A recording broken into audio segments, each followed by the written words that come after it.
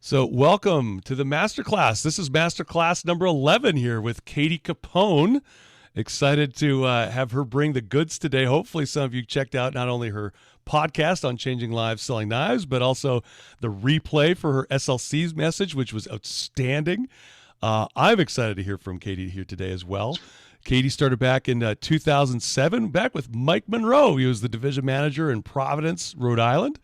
And I did not, if I knew this, I forgot it. But Kattie Capone went to Nova Southeastern, which is where my daughter Katie, it came down to two schools. She picked Queens, but it was down to Nova and Queens. So that's pretty fired up. Great program there too. Certainly for pre-med, and I'm not sure if that's the one that you're in, Katie. You can clarify in a second here, but Katie in 2012 moved to Providence, and she recruited 374 that summer and 600 for the year in a new territory, which is just strong. So started in 2007. 2012 getting to go back to her home territory. That's when she hit Court of Honor, was 2017. That's $5 million in sales. Today, she's over $8 million in career sales. In fact, over $1 million for the year with over 600 recruits already this year, and not done because she's got 75 set for training tomorrow, which is crazy. By the way, in case you're wondering, that number sounds high. It is. She's right now number 3 and just behind Trey Ketchum, who's our next week Masterclass speaker, and Mike Abramowitz. Killing it. Check this number out, by the way. 131 recruited this fall, which just starts to bend my brain. And this summer, you may have seen on the Facebook post, I put up 370 recruits, 325 of which were PRs and social media. And she says 302 were pure PRs, which is just fantastic. And a little known fact, but Kattie Capone is actually related to Al Capone. How about it? When you see the name, you're like, no. And like, yeah, no, it's a real deal. So I'm so excited for you guys to get to know my friend, Kattie Capone. Let's give her a little jazz hands. A little welcome to the Masterclass. About the same Thanks, thing she Trent. talks about on every conference call. I'm hanging up. Oh, it's fantastic. Mute The all. same shit. That's fantastic. Somebody's getting the punt. All right. I'm not muted, though, and I'm going to unmute Kattie here. All right. How you doing, Kattie? You're going to have to probably unmute yourself. There we go. Yeah, I'm good. Wonderful. Yeah, I'm good. I'm excited to be here.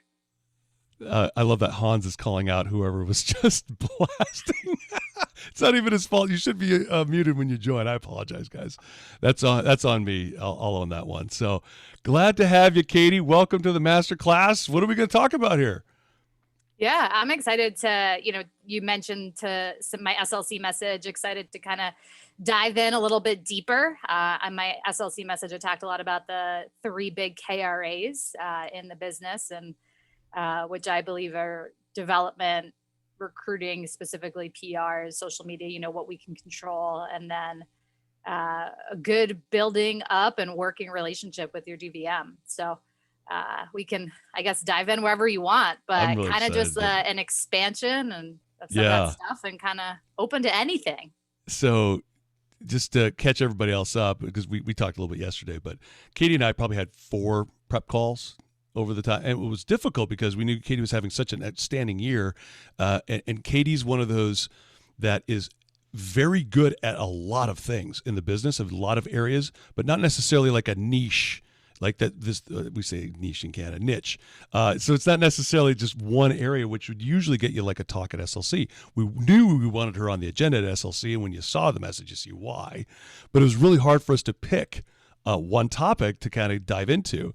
And one of the things you did talk about was your relationship with Ryan Trembler, your division manager. So why don't we start a little bit with that, because it really is just masterful promotion. I do definitely want to do a deep dive here with more on recruiting, but I think that this topic in particular was so unique, and one that we've never had a talk on at SLC before, is just how to promote your division manager and the type of culture that establishes. So what are some of your thoughts around that? I know you kind of grew up with it, and you joked about Monroe during the SLC message. So talk to us a little bit about promoting your DVM. And just in case it's been a while, 10 weeks or 11 weeks since SLC, what were some of what was the impetus behind promoting your DVM? Why?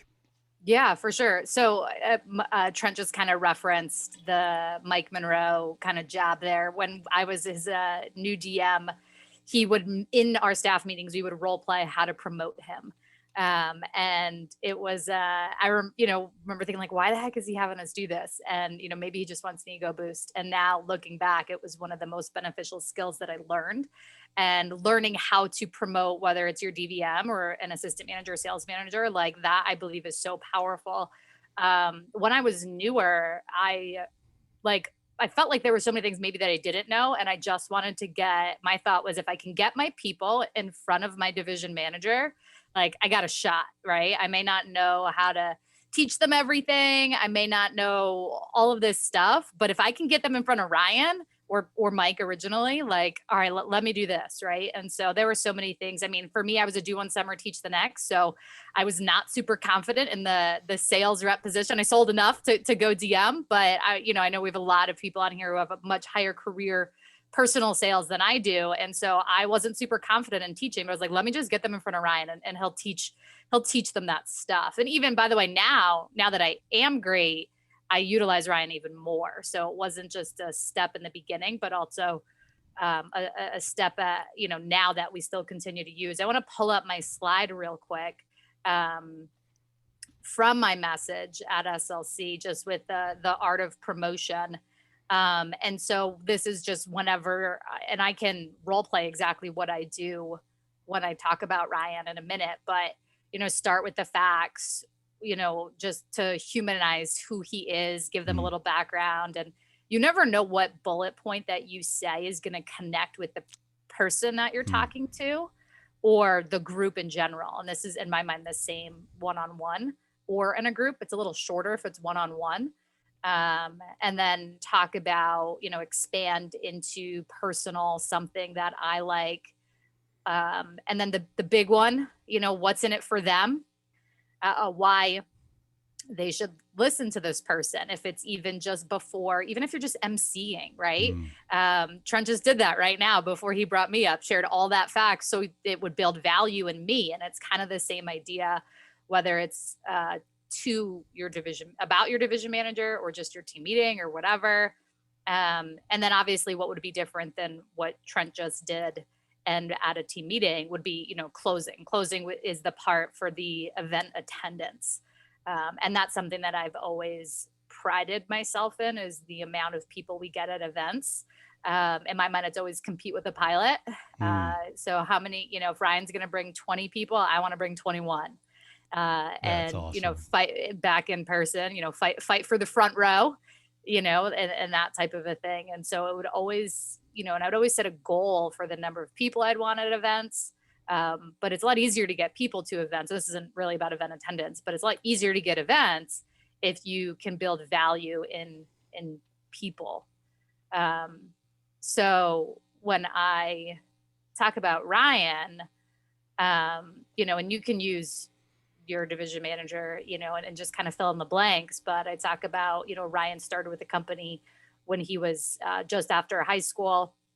And again, my goal is, no matter, and I'll kind of, as I go through it, my goal is to connect with everybody that I'm talking to. Like I said, you never know which bullet is going to resonate. So I'll say when he started, because that's going to resonate with some people. I'm going to say where he went to school, that'll resonate with some people, maybe his major, and then kind of his path and what he's done. So when I talk about Ryan, I'll say, he started with the company right before his freshman year. He went to school at the University of Pittsburgh.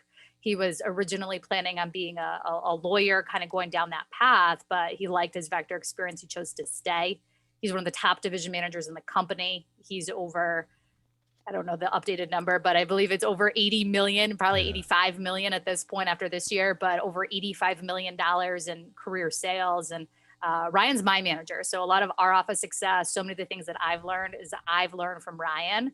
And so he's going to be running a workshop on Saturday morning about whatever it's about, right? About keys to closing, about, whatever. Like we have a social media recruiting assistant training this Saturday. So he's going to be, teaching us how to do the social media part of the position. So it'd be super valuable if you were there. So many of the things that I know, I've learned from him, and I'm excited for you to get to know him. Our office is one of the top because we have his leadership. So I want to get you signed up. Are you good for Saturday at 11 a.m.? And it's assuming the sale, right? So that's kind of how I do that promotion. But you can do that, with anybody. Katie, I'm going to pause you for a second here. Folks, feel free to drop questions in the chat. This is going to be an opportunity for you to do a bit of the deeper dive here. I can tell you with those 4 prep calls that I had with Katie, we had 2 hours worth of content easily that we could have delivered at SLC. So Katie was like, hey, I feel this pressure to provide new content. I'm like, no, we need to do the deeper dive on the content you already covered. And this promotion, this art of promotion, I love the way you've kind of coined that phrase there, Katie, because it really is art more than science.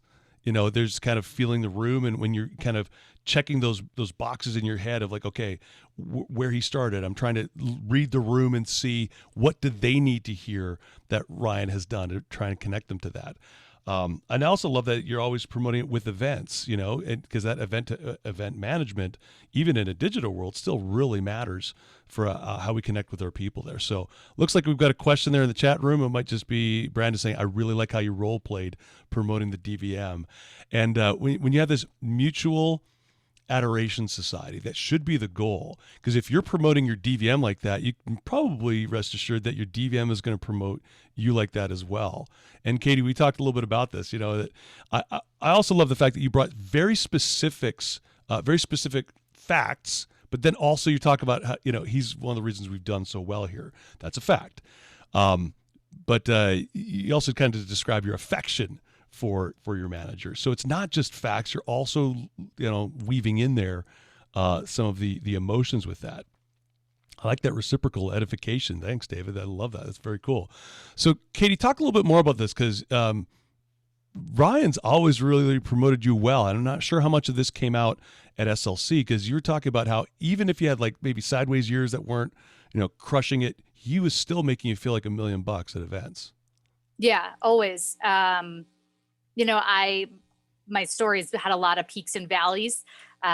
Lately more peaks, but there were certainly some valley years. And I think about sometimes us as managers, how do we promote an assistant manager or our sales manager when they just messed up or they're really frustrating, and now I'm supposed to, right before a team meeting, they're supposed to speak and I'm supposed to bring them up and I'm supposed to make them feel good, but I also want to like wring their neck sometimes, right?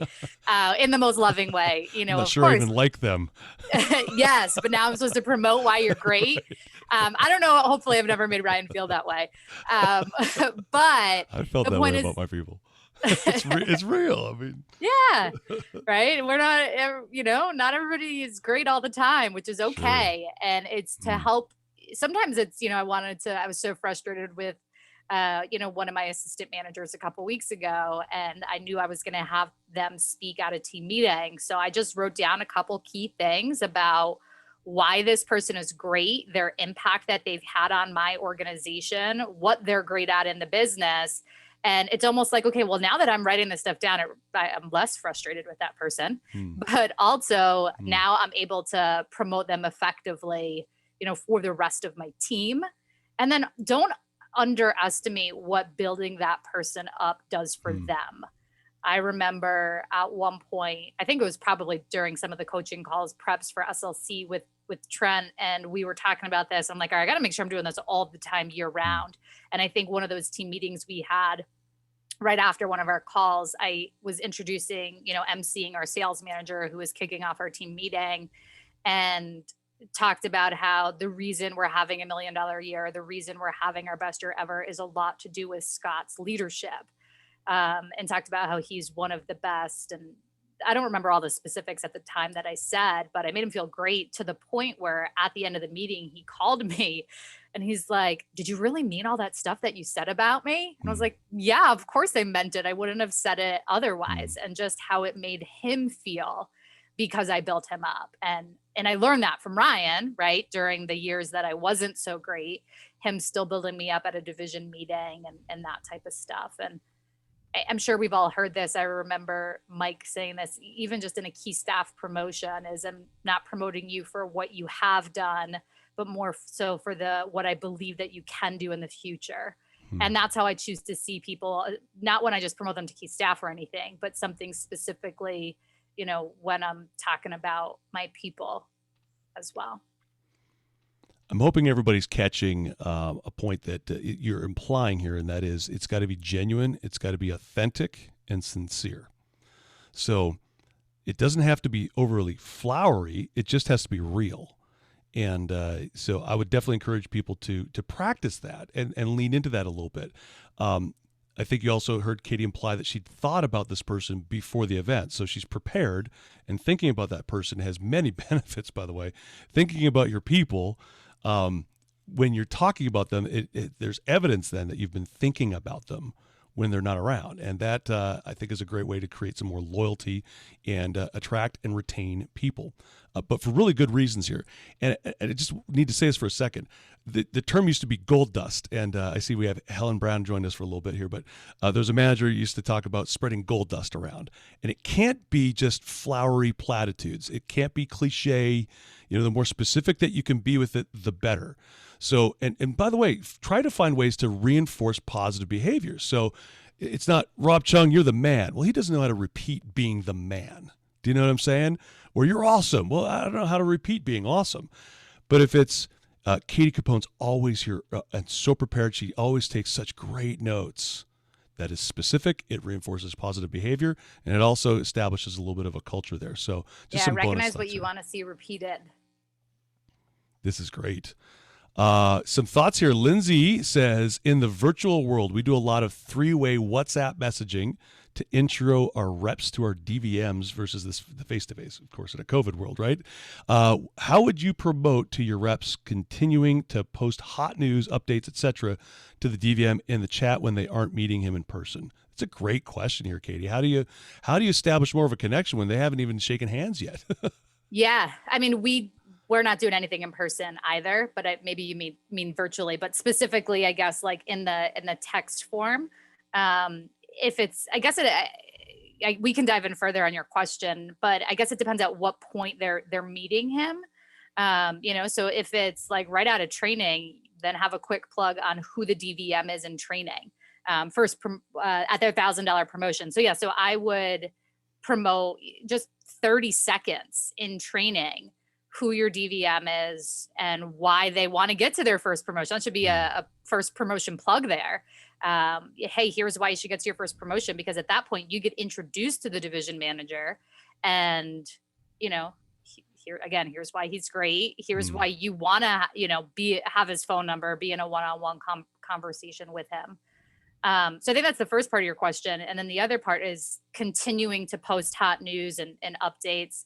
That's culture. That's something for us we use GroupMe. Not as much in a three-way text type of a thing, but just in general. So you got to get your leaders. I learned this from Owen Trapp. He's, one of the best at it. And I will just text people one-on-one. Hey, make sure you post that in GroupMe. Hey, make sure you post that in WhatsApp. And it's frustrating to do that a little bit in the beginning, but eventually it just creates culture. So I don't have to do that now, but I was certainly doing that in May. And after a PDI call with somebody, I'll just remind them, hey, great, at the end of the call, hey, by the way, make sure you post that in WhatsApp. Make sure you put that in the chat with the DVM. He's definitely going to want to hear about that. And just, some of it's reminders, but once you do it to remind them enough, that's when it becomes culture. I love it. So make sure you post hot nuggets that you're getting in Facebook group, because I'm promoting what I want to see now. I'm taking notes here, Katie. This is really going great. Hey, Jacob has said, I'm going to try your last name, Jacob. Mizleveich. How was that? Close. It's Mishleviets. Ah, come on. That wasn't even close. Okay, well, the English pronunciation is Mistwick. Okay. I'm going to work on that. All right. His quote here from Maya Angelou, and I love this. At the end of the day, people won't remember what you said or did. They will remember how you made them feel. And Marty Dimitrovich used to have a kind of a spin on this. He used to say, make me feel good and I'll perform. So if you're looking for ways to impact your development, your TLA, your retention, keep people sticking around a little bit more, this is it, right? Help people feel good and they'll stick around and they'll sell, which is great. That's my favorite quote, Jacob. When I was in college, when I graduated, I had a professor I was very close with, and I gave her like a little plaque that had that on it. So very fitting. That is amazing. I love how that works. It's a little small M miracle today. I'm going to take it. It feels like a good start. Folks, we can continue down the art of promotion and promoting your DVM. Katie, you've had a chance to think a little bit here. Anything else that you would add in terms of promoting the DVM? Yeah, I would just reiterate. I mean, you've mentioned this briefly, but I would just reiterate making sure it's specific. You know, you use the example of like, he's the man or he's awesome. People can't duplicate that, but he always shows up. You wouldn't promote your DVM with, he always shows up on time, but you know, you got to come up with better stuff like that than that. Right. But that was just, you know, the example here on Zoom. Sure. But yeah, make sure it's authentic and things that they can connect with. And, you know, I talked about at SLC, like, don't promote anybody as like, oh, she's the best female, or she's, you know, you wouldn't promote Trent as the best man, you know, unless he was in a wedding. But other than that, it's, you know, so make sure you're not promoting based off of gender or, you know, anything else. Promote people based off. Can you imagine if people like, he's the best Canadian on our team? I'd be like, that's racist. All right. So 1,000, I'm just kidding here, folks. People think they're like, wait. All right. So yes, I think we got this one down here. Talk to us a little bit about making this jump from good to great here, because you've been absolutely crushing specifically PRs. Now, I'm not sure how much of this we want to get into because we've done some SMRA type of conversations, but the way you're doing it's just a little bit different, Katie. So I'm going to let you lead the dance here. Talk to us a little bit about, why don't we start with driving KRAs? I know that was one of your topics at SLC. Yeah. Driving KRAs. I think the most important KRA is your recruiting program, and specifically if you break down recruiting, it's your personal recruiting program, right? Because that's the biggest thing that we have control over. I remember when I was a brand new DM, I was nervous, like, am I going to be good at this? And so the anchor that I kind of tied myself to is like, all right, if I can just launch a lot of people, like Cutco's good enough, we can figure it out. So I've always been a very passionate recruiter for that reason, but also, I mean, I just believe in the vector opportunity so much that I want to get that out to as many people as possible. And I believe that's my job as a district manager, is to be a recruiter, whether it's recruiting people for branch at a certain point or recruiting them into my organization to be a sales rep. So I just really have a strong passion for recruiting in general. So as far as, you know, carries, you know, with PRs, I know every program is different. And I mentioned this in my message again, but having crystal clarity on what your program is. Do you know it from top to bottom?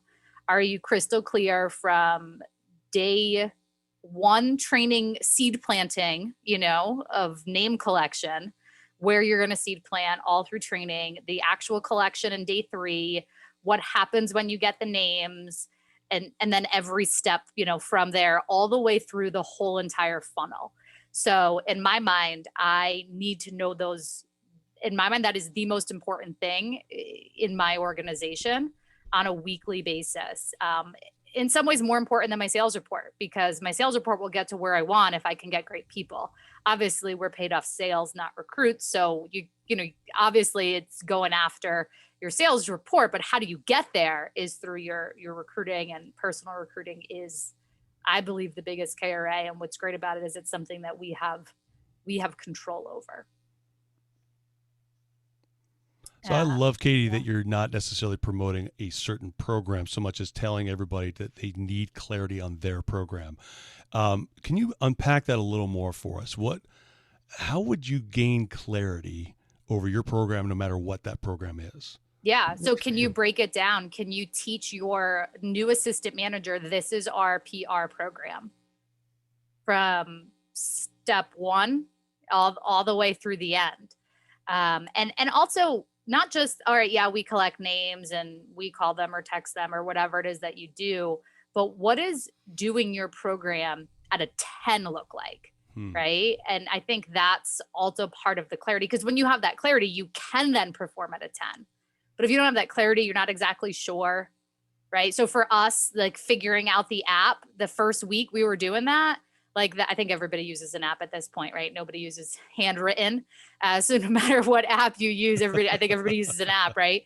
But having crystal clarity of, all right, how are you walking through this? And do you know your PR prizes if you have them, right? And if you use slides to promote that and show that, like having all of that stuff, I don't want to say like set up ahead of time, but there are definitely weeks as a manager, at least back in office, where I haven't been as engaged. I've been like, oh crap, like what do I have in the box this week to give away for PR prizes, and kind of winging it last minute. And ironically, when you do that, you don't get the best average of PR names that week. So making sure that every step of it is broken down. I want to say like micromanaged, but every single step of it. So there are almost like I'm trying to poke holes in my program to figure out where the weaknesses are. So therefore I can make sure that we improve and get better. I don't know if that this is really provides this is that really clarity. good. Again, folks, you can drop your questions in the chat box there or text them to me, although I'm probably going to see them better in the chat than I will anywhere else there. So, Katie, was there a time where the PR program was not going gangbusters for you, and then all of a sudden, I mean, you're killing it at this point, but yeah, why don't you describe how you made that sometimes switch? at the beginning of each campaign, right? Like, or for example, like this week, like we didn't run training last week because of Thanksgiving.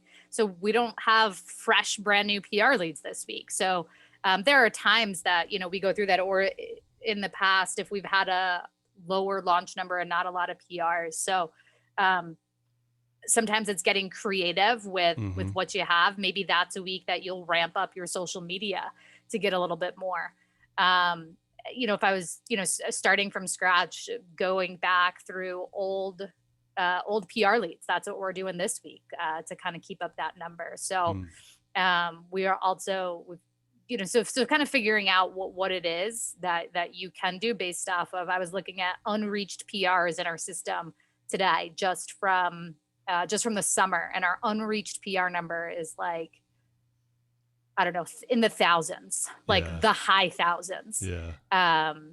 So in my mind, that's like a gold mine of leads for us that so if I don't have a lot, that's where I'm going to start.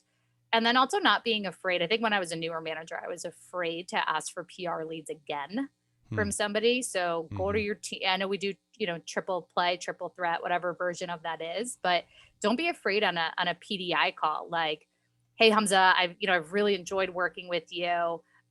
Because winter break's coming up, I'm really looking to add some great people to the team.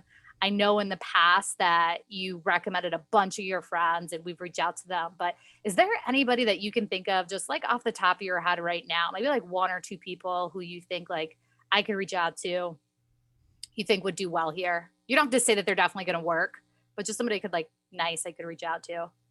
And I'll have that conversation, at the end of a PDI call, one-on-one, if I'm like really struggling for leads. And we do that now anyways with AMPRs, right? But it doesn't have to be, a slingshot for the summer or building for winter break if everybody does that, right? You can do it on a random Tuesday afternoon just because you need PR leads. This is good.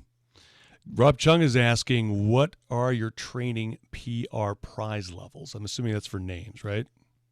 Yeah, I believe I was telling Trent this. He's like, have any documents ready or whatever? I was like, I don't have my own documents. I just steal things from managers and give them credit. So I'm pretty sure I do what Dane Espigard does, which is, I believe, where Ryan got it, but nice. It's 50, 100, and 150. Double credit for 1 day at 50, 100, 2 days, 3 days, 150. And then at 150, again, get permission from your DVM on these before you change anything. But at 150, we do a drawing for $50. And every 25 extra, they get an extra chance in the drawing. And then at 250, they get a free piece of Cutco. Wow.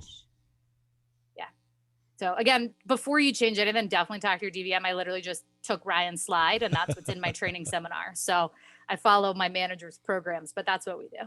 Nice. And we're strongly recommending that you run your manager's programs as well. I love that Katie's already done my my declaration, right?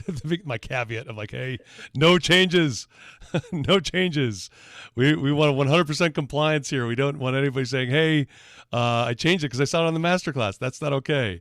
Now, your division, if they are uncertain or if they haven't leveled up necessarily, Your division might level up with some of the programs that you learn here at the Masterclass, but that's your division manager's call. So don't be afraid to be the person to bring an innovation or a great idea, but no implementation without checking in, all right? Sometimes you don't want to fix the one thing, and that's going to throw everything else off, right? So thank you for that again, Katie. That's fired up, though. 200, you get 250, like, names?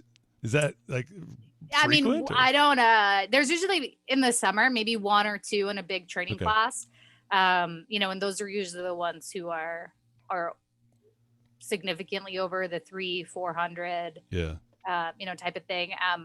Honestly, I'm decent at name collection, but I know Sure. I'm not the best. I've heard other talks, and I've heard Andrew Evans give a great talk about PR name collection. We just have a lot in training. So therefore we're able to Right. schedule 100 PRs on a weekly basis, Yeah. not necessarily because we average 150 per se, but I do think it's Yep. important to have specific numbers because you are able to drive those people. And one thing I will say is as people submit their names, we are checking, you know, on Vector Live, like, all right, they submitted 50, and I have no problem you know, say like calling somebody out like, oh, Hamza, like you submitted 48, like you're so close to double credit, man. Like, do you think you got like 1 or 2 more people in there? Like, I have no problem in training, you know, doing that. Again, talk to manager, you know, especially if you're running divisional training, you might not want to in the middle of the divisional call jump out and do that. But you could text them. I know I've heard from some of the other managers in our division that they're just on top of that number. And you can utilize that also to drive sales, right? Because hey, you have double credit this weekend. Let's make sure we get more demos, and it all kind of ties together. Nice little double whammy. Katie, do you guys promote like the most you've ever had from one person? You have a record? Office record? Yeah, we do. It's like 826. That's fired up. That's a lot of names, man. Yeah. And I also think, I guess, kind of tied into this with PRs is after you collect PRs, having some sort of prep for the trainees. Hey, here's what's going to happen next. You know, prepping them basically that their phone's going to get blown up when they Right. get called or texted or whatever. So you can get the verbiage from that from your DVMs, but I think having a important plug there is important. And when you forget to do that, yeah, I just what text happens? them one-on-one. I'll send them a text right before I'm about to reach out to their list. Okay. Hey, Julia, thanks so much for helping. I actually do this either way, even if I do prep them. So I'll send Julia a text like, thanks so much for helping us build our team. I'm actually about to reach out to some of your friends today. If they reach out to you with any questions, like let them know to check it out. I'll answer all their questions for them. Like something simple, like thanks again, you know, like I'm excited to work with you and your friends this fall. That's very cool, man. So 610 recruits for the year. I mean, that's a big, big number. I mean, how much of this was like goal setting? How much of this is like following through on a KRA that you like big goal that you set? Are you tracking that way, or is this one of those things? Not this that, like, year. Last year, yes. I could say that last year, yes, but I want to be authentic. And, you know, I would say every goal I kind of had, we kind of threw out the window in March when COVID hit. Yeah. You know, so so I didn't necessarily have the goal to launch, you know, 650 plus this year. For me, and you got to know yourself, right? So for me, because I'm so recruiting mindset, I actually set sales goals versus recruiting goals. Some people need to set their recruiting goals because that'll drive their sales. But if my goal is just to launch 650 people this year, I'll be too focused on that I won't focus on how to get the sales report there as well. So, you know, for me, I look at the Quantum report that I open that up every Friday morning when it comes out. And I am just comparing what we did last year this week to what we did this year this week. And that was what I did last year. Cause last year we did 768. So we had a breakout year last year as well. Year, last year was our best year ever before this year. And so I had my, you know, I'm sure we all have planning documents, caps that we do with our DVM. And for the previous 10 years, I would put a lot of time into that in April, May, March, and look at it till about May week 2, and then would probably never open it again. Sure. and forget about my business plan. And so last year I made the intentional decision of just having, hey, my goal this week is to sell this much and launch this many. And I need to get X amount of PR names to do that. And I actually had that up on my desktop. It literally just never closed it Wow. on my doc, on my, on my computer. So it was constantly looking at it. And then when the next week's sales report came out, so it'd be like, here's what we did, here's the goal. And then the next column, once I would put in what we did, right? So if the goal was 20K in town launch, and the next two columns would be, all right, we did 22 and we launched 15. Like we're trending upward. So that's kind of how and I'm gonna say I'm a numbers person.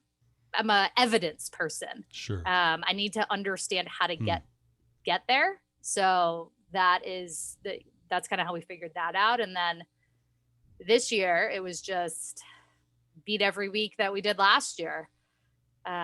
And then once that goal kind of became too small, then I had to kind of reset a new goal, Sure. which really only happened, a month ago. When it was pretty clear we were going to hit 1 million for the year in November. It's like, okay, well, I still need a goal for the rest of the year. So Yeah. at that point I had to kind of reevaluate. So 610 wasn't necessarily, or 650, which is, it'll end up being over that, wasn't necessarily the goal. It was just kind of because I was focused on the numbers from last year. How can I beat it? That's a cool way to get to 650. It's just trying to beat a good number from the year before. So it's not necessarily that you're not goal oriented. They're smaller instead of the big one. You're describing a very relevant goal setting program where you're looking at your quantum from last year and just not just, hey, what do we do? It's what are we doing right now in relationship to that. And also, I think you're seeing trends there and probably opportunities if you dipped in a sales week where you could actually really double down and take a lead there. How much of the million is new business, Katie? I'm assuming a lot. Yeah. Roughly. About 800. Yeah. I would say we're in the new business Silver Cup. We're number 3. Yeah. So I believe that's just a lot of CPO, man. Yeah. That is creamy. Okay. So what else about KRAs and or recruiting do we need to know from Katie Capone? I would say so I'd say the different order, but the third KRA that we talked about in our SLC message was retaining the best people. Even in a smaller sales organization, I definitely had, during those valley years, one of the things that I made sure I did was just attract and retain the best people on my team. So sometimes we can get too forward focused or focus on, I only have 3 people on my team right now, and that might not be exciting, but one of those 3 people could end up being great. And so I would say making sure that the third KRA is surround yourself with great people in the business and do what you can to retain them. So part of that is event attendance, right? And building up the DVM, which is kind of how I segued it during the SLC message. But also, just good relationships with people. Relationships is a core value of mine. So I don't just spend time PDIing people and talking about the business. And I think there's stuff that we know, but sometimes we forget. So it's, they call in, the first thing they want to do is tell you about their sale. It's like, no, wait a sec. How are you today, Trent? Right? Like, hey, how was your Thanksgiving?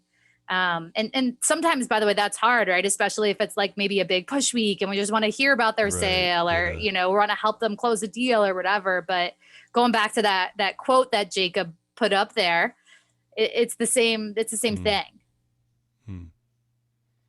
And I think in the virtual world, we have to be more intentional about that than we ever had to before, right? Because in the past, people would come into the office and spend more time there than they probably had, than they needed to, right? But now people just show up for the minimum that they need to on Zoom and then kind of log off. So what do you have extra to kind of help build relationships?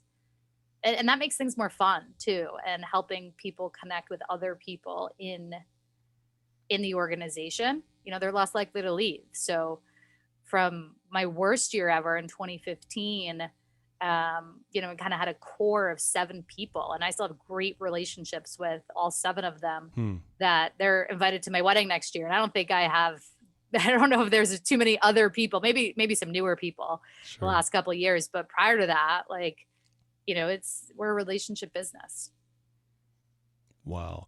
So in a virtual world, how are you accomplishing that? How are you getting more touches with them? FaceTime. Yeah. So we just started creating almost kind of like what you did here. Get on early.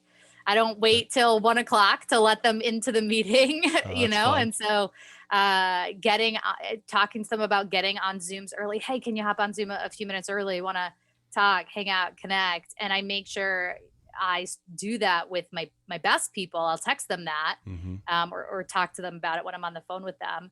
And then, but then that becomes culture, right? People start doing that a little bit more. We do different things to make it fun. Learn from Paige Weber about Kahoot, and so that, and then also, as we did a Kahoot where they, all had to send us a fact about themselves. And as they were sending me their facts, I used that as a chance to then relationship build as well. So, like you studied abroad in Germany last year, like, that's really cool. And I won't just be like, all right, cool, thanks for the fact. I'm like, like, tell me about that. Like, we had a vector trip to Germany, and so it's different things like that. And just, I think phone call PDI is more important than it probably ever has been versus a text message. We could maybe get away with text messaging, back when we were 100% in office, but I think it's so valuable for, because so many more things are said in a conversation that aren't sent in a text message. Sure. And you said phone call. So the technology you guys are primarily using, like old school dial up. You're calling somebody as opposed to like FaceTime or Zoom? For like PDI, yeah. I mean, we have set PDI times where people can hop on Zoom, and PCs, we do Zoom and, stuff like that. But so we certainly utilize Zoom for one-on-ones, but just quicker PDI calls. I mean, for me, I just do a phone call. That's cool. Do Zoom if you feel good about Zoom or FaceTime, or, some of my assistant managers will FaceTime me anyways instead of call. Sure. That's what they prefer. So either is fine, phone call or FaceTime. I don't care, but just not you a want text them connecting. message. Yeah, not just a text. I get that. Not just a snap. How about one of the things you just did there when you role played, talking about Germany, for example, you found common ground. Do you have like common questions that you ask to try and establish a relationship with people? Like, what are some of your favorites? Tell me more. I learned that. That's it. Easy. Mike Monroe. Tell me more. I remember also, this is Mike taught me this. I don't know if he's going to be happy that I share this on this call, but another reason to throw him under the bus.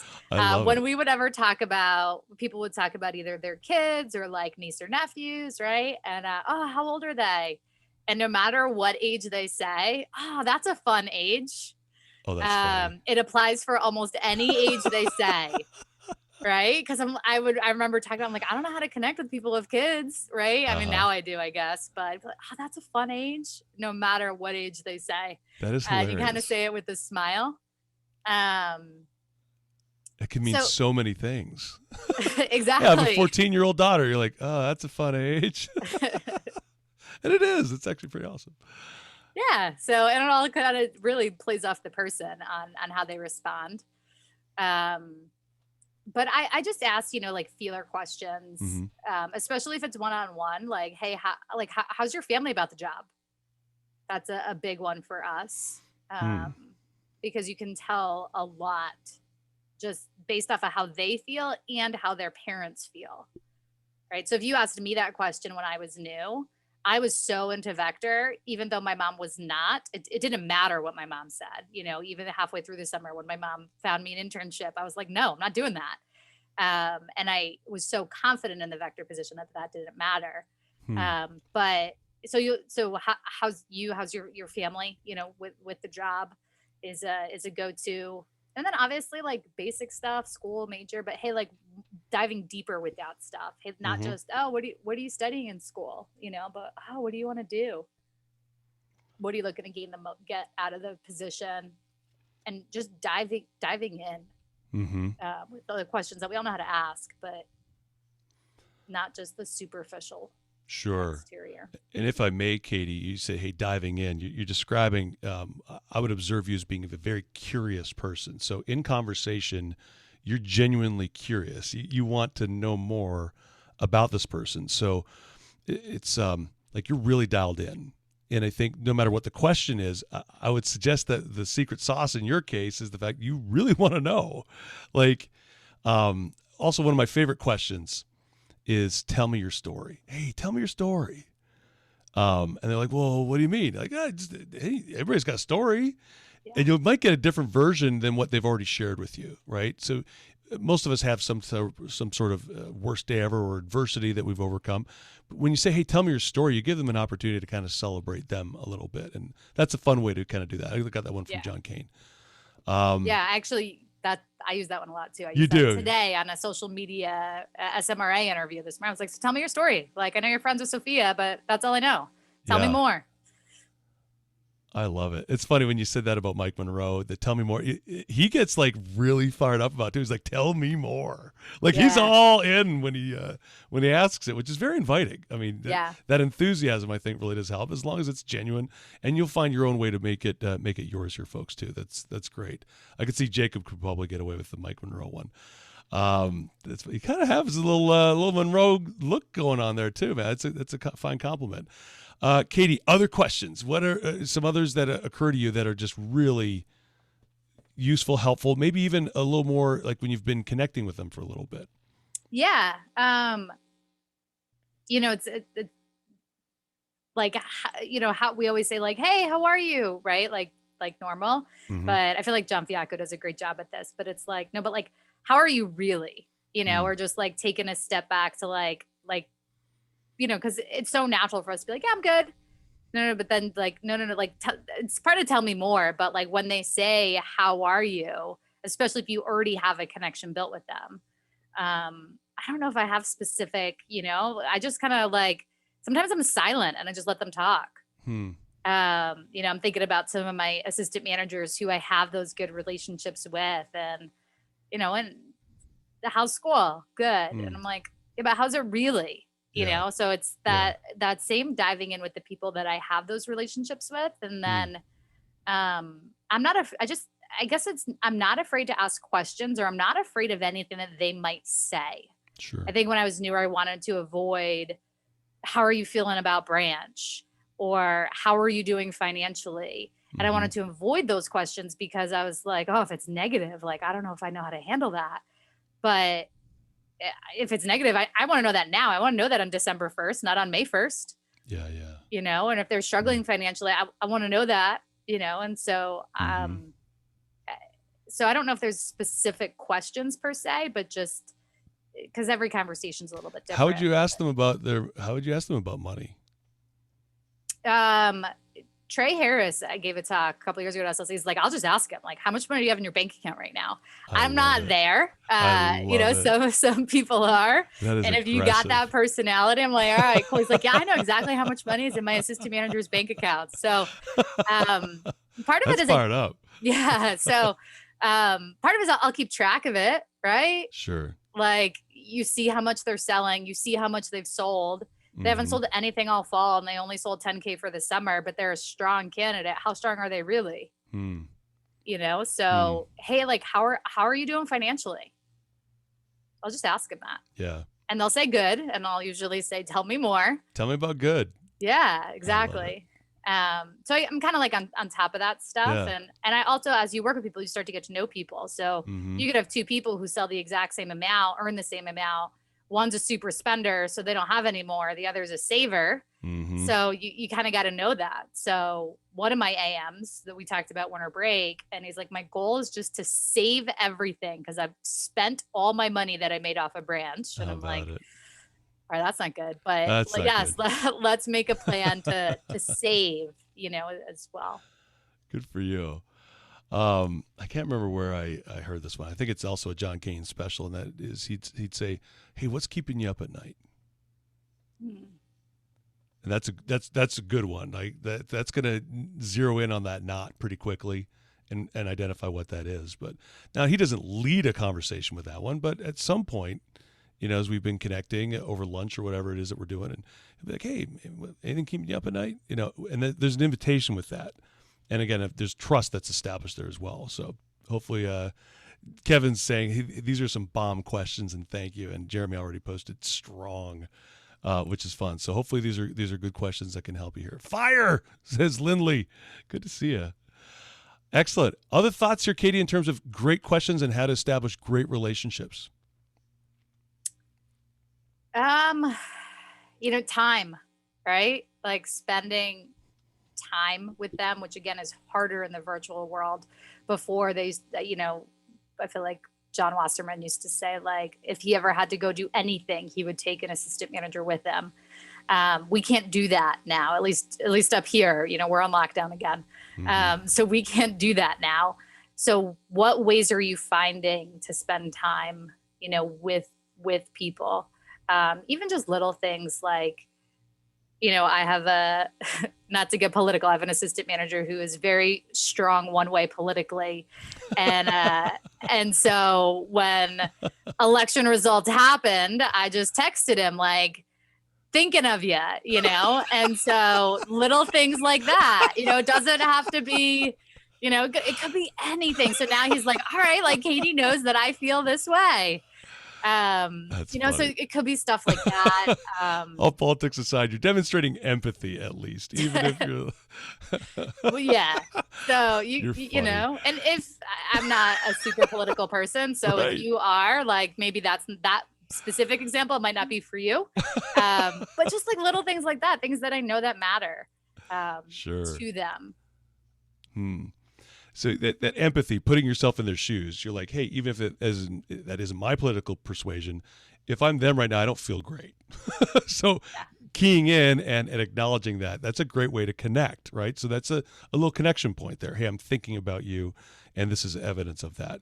It sounds to me like you sent a lot of just random texts of awesome. Is this something that you kind of just organically do? Do you schedule it? Yes? All the above? Sometimes they're scheduled.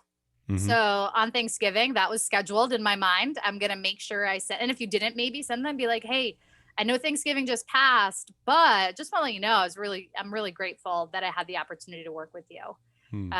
And for me, that's just a genuine thank you. It's not because I want to try to recruit them back or, anything like that, and so some of it is scheduled. There is some of it that's like, maybe not for Thanksgiving, the Thanksgiving text, but there will be people that I text this week who worked with us in the summer.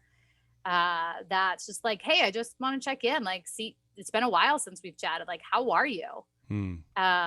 That's a scheduled one that's in my schedule this week because we're running a winter break meeting next week. So I want to reach out to all those people this week. So part of it, but then also like if anything that comes to my mind and I think of, that reminds me of Oliver, I'm going to text Oliver right now. So you just take action. So if you think about somebody, you're going to text them. Yeah. that's Random a texts good of note. awesome. If you can send 5 a day, I think that's kind of like John Israel's thank you cards. Same idea. And he talks about how that changes his life. Maybe if you're not fully at that level, could you send 5 text messages a day? Just whether it's gratitude or appreciation or awesome. I mean, just think about if every manager in Vector did that, what we would put into the world.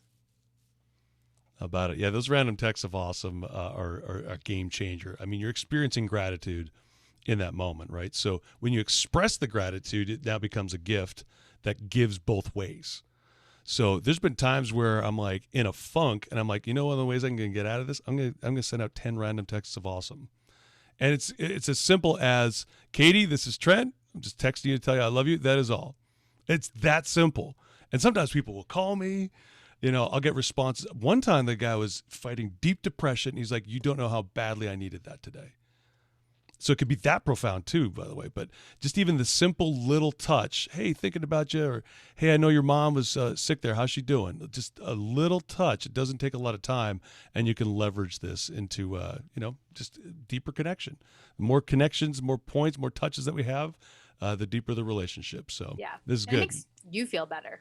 It too. really does. Like, it's a extra perk of it. Yeah, many of us are here because of the people, but this gives you an opportunity to actually enjoy and make a withdrawal right now. You don't have to wait to the end. You can make a withdrawal right now with the people and enjoy it. Love this. Texting former reps in early December. That's very cool. Does that usually lead to conversations with a handful of them or some? Oh yeah, for sure. I mean, in some ways, those are the intentional ones. The Thanksgiving ones may have just intentional, but more grateful. Yeah. But the ones that I will send this week is with the intention to connect, and I'll be genuine with the connection, and then I'll say, hey, I'll turn it into a, hey, do you have 5 minutes? We can catch up at some point, this week. I'd love to catch up, and then I'll try to get him on the phone for a conversation and say, try to bring him back for winter break. Very cool. So you try to bring him back to sell, maybe come all come different back forms. Yeah. Sell, social media recruiting assistant. We've gotten a couple that way. But primarily as sales reps. Some people who started in Leadership Academy that we kind of lost along the way. Yeah. Whatever capacity. If there's somebody that I like that I feel is worth my time to text, then I want them in my organization in whatever capacity. Operation Lazarus, bring him back from the dead, Katie. I love it. This is good. Nothing better than a zombie rep or a zombie manager. That's very cool.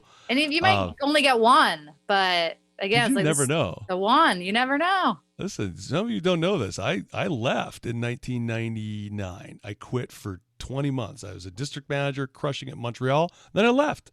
And my former national sales manager, or region manager, if you will, sent me an email. He said, hey, thinking about you. Hey, crazy thought, Ottawa just opened up. You would never come back to the company, would you? And I was like, I totally would.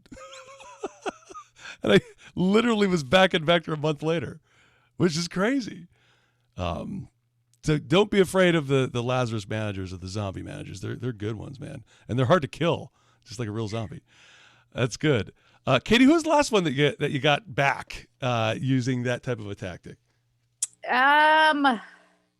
Just for like a winter break sales rep, probably last winter break, we have people who come back every winter break with that, because I don't care if they're at, by the way, like, I'm not talking about reps who are at like 10, 15K in sales. I'm talking about anybody who's sharp, who's at like, they could be at 2K in sales. Sure. But if they're the right person, so I want to be clear on that. There's no sales quota, on that. There might be, to be in Leadership Academy and an assistant manager, and all of that. But even just to come back and sell, I'm going to probably send 100 text messages this week to do that. Wow, 100. How do you if we recruited 600 this summer, right? I guess you got a lot of people to follow up with, huh? Or 600 this year. Yeah. I'm just going to go on Vector Connect and go to rep info and sort by launch date. Wow. And just go down the list. I love it. Yeah. That's very cool. That's a nugget. I like that one. That's fun. We're going to get some people back in this one. Yeah. But a notable one that I brought back was Mike Monroe's old pilot sales manager. And he was my sales manager for 3 years and then became a district. Wow. He won the SLC drawing one of the years for the cash money that you guys gave away. So that was probably the most notable. J.R. McKenzie. That's crazy. So if there is that's probably, like I said, the most notable, and was with us for 4 years after working 1 year with Mike. How about it, man? You're making a case for the zombie managers. All right, I'm going to make a note of that. Zombies. Good. All right. That's fun. What else, Katie? What else are you excited about for 21? What's coming up? Yeah. Best and biggest Leadership Academy class that we have ever had. So I was just talking with Ryan actually earlier this week that it's been sometimes a challenge to drive the daily business, and then also focus on my leadership academy, especially if they're not completely active. And in years past, I've kind of lost track of some of those people. So part of that is reaching back out, but just having a strong leadership academy class, and going after the number one spot. We're number 3 this year in the Silver Cup. So number 1, and then I want to hit Hall of Fame by the end of next year. Wow, that's a big year. Yeah. So with a district team, we should be able to. With a good district team, we should be able to do that. So how's the district shaping up? What's the numbers looking like? Yeah, so probably 4, with a strong, staff in my office, which is important to me. So it's underrated. Yeah. Yeah. Yeah, and also, we could just say it's underrated. Yeah. We want to make sure we take care of the home fire first, right? And then let's put out good teams. Let's put out 4 good teams. Love it. Yeah. That's exciting. What are you reading these days? What is inspiring for you? Where are you getting big ideas from right now? Yeah, so I have been listening to, Brene Brown is like one of my favorite authors. She also, I just realized that she has a podcast that she started back in March, which I didn't know about. So not necessarily reading that, obviously, but that's definitely a way that I'm growing. I try to listen to one of her podcasts. I don't know about daily, but but sometimes regularly, daily. Yeah, because there's a lot of them. What I'm reading, Brave Not Perfect, which is specifically about just some it is more, I guess men can read it too, certainly, but it is more towards women and some of the stereotypes that are put on us. Shelby actually sent me that book, so it was recommended by her. Shelby Wildgust, love it. Yes. And then if I have a whole stack over there, I know that Jeremy was holding up his stack earlier. So, and I'm a big audiobook person as well. I like hearing different like stories of success. So I don't remember the name of it, but the founder of Uber and how his startup, and then I heard the Netflix one.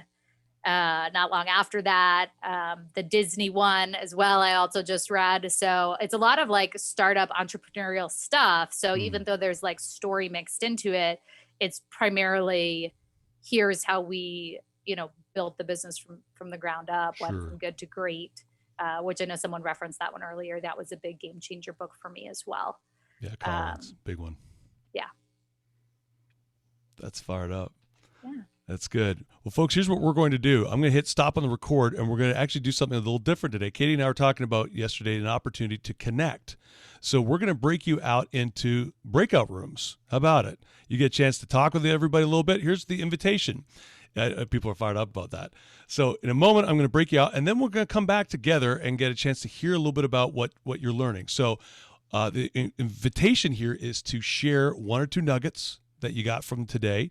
And even if y'all don't just say ditto, because your version is going to be a little different than even if it sounds similar to the other one. So make sure everybody gets a chance to share, and you're going to be both, each of you in the breakout will be active, right? So it's going to be random, by the way. It's going to be totally random here, my friend. I know Brandon's like, put me in with Jacob and Florence. That'd be amazing. But we're just going to hit random, right? So you kind of get who you get. So if you're the one sharing, obviously that takes energy. But if you're the one listening, we want you to do reflective listening. So listen with your eyes, maybe take some notes with it, and maybe even reflect back, hey, what I'm hearing you say is, just to make sure that you absolutely catch it. It's a good thing to practice right now here at Masterclass. So in a moment, we're going to hit stop recording. I want to thank Katie Capone, though, before this gets finished here. Even though we're going to spend some more time here together in just a moment, because it's just a lot of really great nuggets here today, Katie. So thank you for the masterclass and for investing into us. And congratulations on a fantastic year, $1 million and 650 recruits. Way to go, girl. All right. So we're going to hit stop to the record, and we're going to break everybody out in just a moment. Okay.